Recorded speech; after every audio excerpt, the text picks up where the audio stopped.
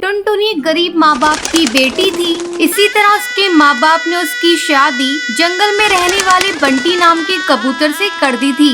कुछ दिनों बाद टुनटुनी के ससुराल वालों से दहेज की डिमांड करने लगी। देख टुनटुनी, अब तू जाकर अपने मायके से कुछ पैसे लेकर आ ताकि मेरा बेटा कोई अच्छा बिजनेस कर सके। माँ जी, मेरे माँ बाप तो बहुत गरीब है, कहाँ से वो पैसे देंगे? मैं कुछ नहीं जानती। अगर तुझे इस घर में रहना है तो तू जाकर अपने मायके से पैसे लेकर आ।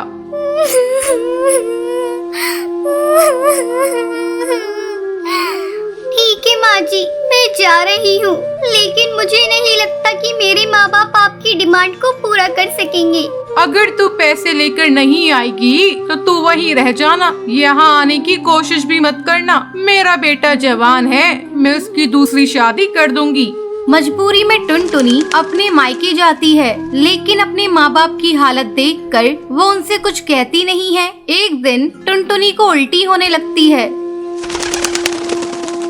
क्या हुआ बेटा, तुझे उल्टियाँ क्यों हो रही हैं? बेटा मुझे ऐसा लग रहा है जैसे तू माँ बनने वाली है। ये सुनकर टुनटुनी चिंतित हो जाती है और अगले ही दिन अपने ससुराल जाती है।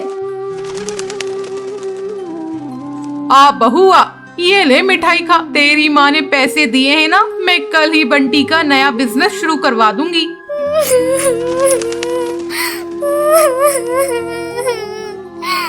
माँ जी, मेरे माँ बाप ने मुझे कोई पैसे नहीं दिए हैं। उनकी हालत देखकर मैं तो उनसे पैसों की बात ही नहीं कर पाई।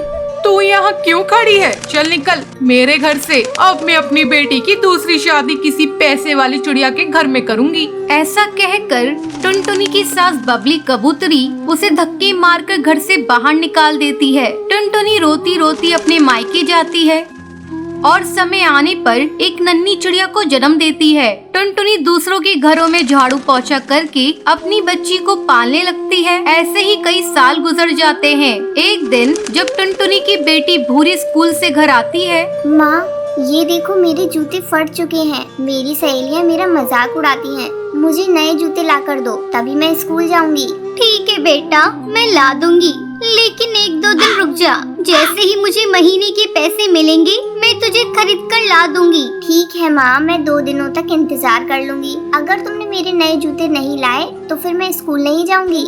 2 दिनों बाद जब टुनटुनी भूरी के लिए जूते खरीद कर लाती है, भूरी उसे देखकर खुश हो जाती है। माँ, ये जूते तो बहुत सुंदर हैं। मैं अभी अपनी सहेली को दिखा कर आती हूँ। इसी तरह समय गुजरने लगता है। भूरी अब बड़ी हो जाती है। टुनटुनी को भूरी की शादी की चिंता सताने लगती है। अब भूरी शादी के लायक हो गई है, मुझे कोई अच्छा चिड़ा देखकर उसकी शादी कर देनी होगी। ऐसे में एक दिन भूरी टुनटुनी के पास आकर उसे बताती है। माँ, मैं नदी पार जंगल में काम करने वाली एक कालू कौवे से प्यार करती हूँ। तुम कहो तो मैं उसे लाकर तुमसे मिलवा दूँ। ठीक है बेटा, तुम्हारी जैसी मर्जी। अगर तू उस कौवे के साथ खुश है तो मैं भी खुश हूँ। भूरी उस कालू कौवे को टुनटुनी से मिलवाती है। जल्दी उन दोनों की शादी की तारीख पक्की हो जाती है। एक दिन भूरी जब अपने बॉयफ्रेंड कालू के साथ घूम रही थी, तभी उसके हवाई मोटर का एक्सीडेंट हो जाता है और इस हादसे में भूरी की आंखों की रोशनी चली जाती है। तब टुनटुनी डॉक्टर से कहती है।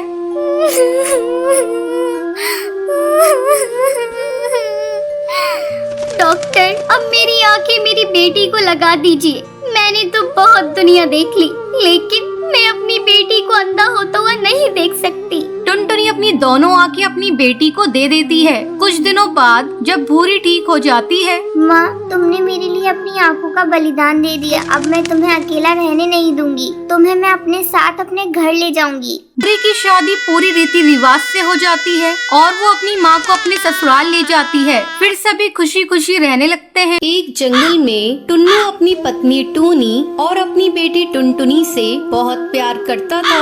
टूनी, मैं तुम दोनों के बिना जीने की कल्पना भी नहीं कर सकता। अगर मुझे कुछ हो जाए तो तुम मेरी बेटी का ख्याल रखना। मरे आपके दुश्मन, आप ऐसी बातें क्यों करते हैं जी? आपकी उम्र तो 100 साल हो, आपको मेरी भी उम्र लग जाए। पापा, आपने मेरे लिए क्या लाया? बेटा, आज मैं तेरे लिए तेरी मनपसंद जूते लेकर आया हूँ। इसे पहनकर मुझे दिखाओ। टुनटुनी जूते पहनकर टुन्नू को दिखाती है। पापा ये जूते तो बहुत सुंदर हैं। मैं कल इसे अपनी सहेलियों को दिखाऊंगी। आप दोनों बाप बेटी बातें कीजिए, मैं आपके लिए खिचड़ी बना कर लाती हूँ। टूनी जैसे ही खिचड़ी बनाने के लिए किचन में जाती है, वो बेहोश होकर नीचे गिर जाती है। पापा जल्दी आओ, देखो माँ गिर गयी। टुन्नू दौड़कर वहाँ पर आता है।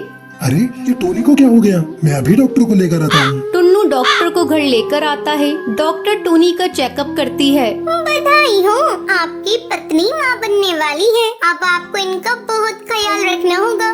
डॉक्टर के जाने के बाद टुनटुनी बेटा, अब तुम्हारा भाई आने वाला है। मेरे ऑफिस जाने के बाद तुझे ही तेरी माँ का ख्याल रखना है। ठीक है पापा, अब मैं माँ का ख्याल रखूंगी। उन्हें एक भी काम नहीं करने दूंगी। क्यों? मुझे क्या हुआ है? मैं काम क्यों नहीं करूंगी? माँ, डॉक्टर ने आपको आराम करने को कहा है। मैं कुछ नहीं जानती, मैं आपकी एक भी नहीं सुनूंगी। अब से घर का सारा काम मैं करूंगी। मैं अभी जाकर पापा के लिए खिचड़ी बना कर लाती हूँ। अच्छा मेरी माँ, जा और संभाल कर बनाना। टुनटुनी खिचड़ी बनाने जाती है। अरे क्या तोड़ दिया, जरा संभाल कर काम करो। वो कुछ नहीं माँ, चावल का डब्बा नीचे गिर गया था। थोड़ी देर बाद टुनटुनी खिचड़ी बनाकर लाती है। पापा ये लो खिचड़ी, और खाकर बताओ ना कैसी बनी है। टुन्नू खिचड़ी खाता है। खिचड़ी तो बहुत अच्छी बनी है। टोनी तुम भी खिचड़ी खाकर देखो। वाकई टुनटुनी ने खिचड़ी बहुत अच्छी बनाई है। माँ, आज रात का खाना मैं ही बनाऊंगी। बेटा मैं बना लूंगी, तुम इतनी परेशान मत हो। नहीं माँ, तुम आराम करो, मैं कुछ भी बनाकर पापा को खिला दूंगी, तुम भी खा लेना। धीरे धीरे समय गुजरने लगता है। टुनटुनी टूनी को कुछ भी काम करने नहीं देती थी। टूनी की माँ मीनू चिड़िया उसके घर आती है। टुन्नू बेटा, मैं टुनटुनी और टूनी को अपने घर ले जाना चाहती हूँ। ये छोटी सी बच्ची कब तक अपनी माँ की देखभाल करती रहेगी? नहीं माँ, मुझे मायके नहीं जाना। यहाँ टुन्नू और टुनटुनी मेरी बहुत अच्छी तरह से देखभाल कर रही है। मेरी बेटी बहुत सियानी हो गई है, वो मुझसे बहुत प्यार करती है। अच्छा ठीक है टूनी, जब बच्चा हो जाएगा तब मायके आ जाना। ठीक है, मैं अब चल रही हूँ। एक दिन अचानक टूनी के पेट में दर्द होने लगता है। उस समय टुन्नू जंगल लकड़ियाँ लेने गया था। घर पर अकेली सिर्फ टूनी और टुनटुनी ही थी। टुनटुनी बेटा, मेरे पेट में बहुत जोरों का दर्द हो रहा है, मुझे जल्दी से अस्पताल ले चल। लगता है तेरे भाई के आने का समय हो गया है। माँ तुम मत रो, मैं अभी कुछ करती हूँ। बाहर कोई भी नहीं दिख रहा है, मैं किससे मदद मांगू? अब माँ को इस सब्जी के ठेले पर ही ले जाना पड़ेगा। किसी तरह टुनटुनी टूनी को लेकर अस्पताल पहुंचती है और फिर टुन्नू को फोन करके अस्पताल बुलाती है। टूनी बच्चे को जन्म देती है। पापा ये देखो, मेरा भाई कितना सुंदर है। अब मैं मेरे भाई के साथ दिन भर खेलूंगी। टुनटुनी आओ बेटा मेरे पास, तू मेरी सबसे प्यारी बेटी है। ये सब कुछ तेरे ही कारण संभव हुआ है। टुनटुनी टूनी के गले लग जाती है और सब खुशी खुशी घर आ जाते हैं। तो ये थी आज की कहानी।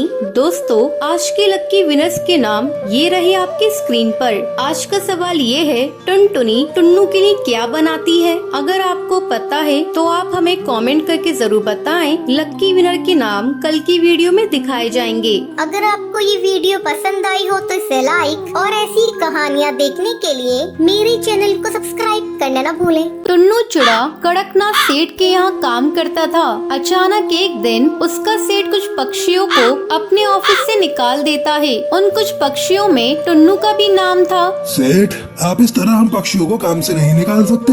हम लोग आपकी ईंट से ईंट बजा देंगे। जाओ, तुम्हें जो करना है करके देख लो। ये कंपनी मेरी है, मैं किसको रखूंगा किसको निकालूंगा ये मेरी अपनी चॉइस है। और तुम्हें एक बात बता दूं, आजकल मेरी ऑफिस घाटे में चल रही है। मैं इतने सारे कर्मचारियों का खर्चा उठा नहीं सकता। अब आप लोग यहाँ से जा सकते हैं। टुन्नू वापस अपने घर आ जाता है। धीरे धीरे 6 महीने गुजर जाते हैं। अभी तक टुन्नू को कोई दूसरी नौकरी नहीं मिली थी। घर में पैसों की तंगी हो जाती है। इसी बीच टुनटुनी का स्कूल से नाम कट जाता है। 6 महीनों से उसकी स्कूल की फीस जमा नहीं हुई थी। एक दिन तो हद ही हो गई। अरे जल्दी जल्दी निकलो मेरे घर से, मुझे तुम लोगों को इस घर में नहीं रखना। 6 महीने से तुम लोगों ने इस घर का एक किराया नहीं दिया है। अब जल्दी से पैसे मेरे हाथ में रखो, नहीं तो मेरे घर से अभी निकल जाओ। अरे ओ रिक्की, जल्दी से इनका सामान निकाल के घर से बाहर फेंक दे। रिक्की घर का सामान बाहर फेंकने लगता है। भुल्ला भैया, ये तुम ठीक नहीं कर रहे हो। पहले कभी मैंने आपका पैसा रोका है? इस समय मेरे पति की नौकरी छूट गई है, इसलिए मैं पैसा देने में देर कर गई। रिक्की जल्दी से घर पे ताला लगा। भुल्ला टोनी की एक नहीं सुनता है और घर पर ताला लगा के वहाँ से चला जाता है। टोनी की नौकरानी उन्हें बेबस और लाचार देखकर उन पर तरस खाकर उन्हें अपने घर में ले जाती है। मालकिन, आज से मेरे गरीब खाने को अपने घर समझिए। यहीं पास के एक घर में मैं झाड़ू पोंछा करती हूँ, वो काम आप कर लीजिए। आपको कुछ पैसे मिल जाएंगे तो राहत होगी। हाँ रे, तू ठीक कह रही है। अब वो पहले वाले दिन तो रही नहीं मेरे। मैं कहीं काम कर लूंगी तो बच्चों की देखभाल करूंगी, तब तक टुन्नू जी भी कोई काम ढूंढ लेंगे। एक दिन जब टूनी झाड़ू पोंछा कर रही थी तो वो देखती है कि मकान मालकिन की लड़की एक आवारा लड़के के साथ बात कर रही है। उस समय मकान मालकिन भी घर पर नहीं थी। अरे ओ टोनी, मेरे दोस्त के लिए चाय नाश्ता लेकर आना तो। अभी लाई बेबी जी। जब वो लड़का चला जाता है, बेबी जी, आप जानती हैं ये लड़का बहुत आवारा है, आप इससे मत मिला जुला कीजिए। खबरदार जो तुम मेरे मामले में बोली तो। और हाँ, इस बात को मेरी मम्मी को मत बताना, नहीं तो तुम्हारी खैर नहीं। जब शाम को टूनी की मालकिन घर आती है तो बुलबुल टूनी की शिकायत उससे कर देती है। टूनी की मालकिन बिना कुछ सोचे समझे उसे घर से निकाल देती है। तब टूनी टुन्नू से कहती है, सुनो जी, मैं सोच रही हूँ क्यों न ठेले पर ही ढाबा खोल लिया जाए, लेकिन सोच रही हूँ इसके लिए पैसे कहाँ से लाऊं। टूनी, तुम चिंता मत करो, मैंने अपना हवाई मोटर गिरवी रखा था, मैं आज ही उसे जाकर बेच आता हूँ और तुम उस पैसों को लाकर ढाबा खोल लेना। हाँ जी, अगर भगवान ने चाहा तो अपने बुरे दिन जल्दी ही गुजर जाएंगे। आप जल्दी जाइए और जल्दी से पैसे लेकर आइए। टुन्नू अपना हवाई मोटर बेच देता है और उन पैसों से टूनी अपना ढाबा खोल लेती है। टूनी, तुम्हारे हाथ के बने कड़ी और चावल बहुत ही स्वादिष्ट है। आज तक मैंने ऐसे कड़ी और चावल कहीं नहीं खाए। हाँ हाँ बहन, तुम बिल्कुल सही कह रही हो और दाम भी बहुत कम है। धीरे धीरे टूनी के ढाबे पर भीड़ लगने लगती है। टूनी इतनी दयालु थी कि वो गरीबों को मुफ्त में खाना खिलाती थी। टूनी की अच्छी कमाई हो रही थी। एक दिन टूनी ढाबे का सामान लेने बाजार जा रही थी, तभी वो देखती है, अरे ये गुंडा मवाली तो मालकिन की बेटी से जबरदस्ती कर रहा है। मैं कैसे मालकिन की बेटी को इससे बचाऊं? टुन्नू को यहाँ फोन करके बुलाती हूँ। टूनी टुन्नू को फोन करके बुलाती है। क्या हुआ टूनी, तुम घबराई हुई क्यों?